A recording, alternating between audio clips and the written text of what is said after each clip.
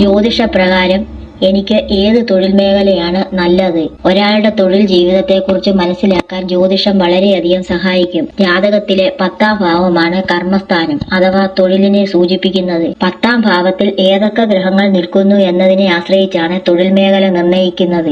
ഉദാഹരണത്തിന് സൂര്യനാണ് ബലവാനെങ്കിൽ സർക്കാർ ജോലി, ഭരണപരമായ കാര്യങ്ങൾ എന്നിവ ശോഭിക്കും. വ്യാഴത്തിനാണ് പ്രാധാന്യമെങ്കിൽ അധ്യാപനം, നിയമം, ഉപദേശം, സാമ്പത്തിക രംഗം എന്നിവ നല്ലതാണ്. ശുക്രൻ കല, സിനിമ, ഫാഷൻ, ആഡംബര വസ്തുക്കൾ എന്നിവയെ സൂചിപ്പിക്കുന്നു. ചൊവ്വയാകട്ടെ പോലീസ്, സൈന്യം, എഞ്ചിനീയറിംഗ്, ഭൂമി സംബന്ധമായ ജോലികളെയും ശനി ഇരുമ്പ് തൊഴിലാളികൾ, കൃഷി തുടങ്ങിയ മേഖലകളെയും പ്രതിനിധീകരിക്കുന്നു.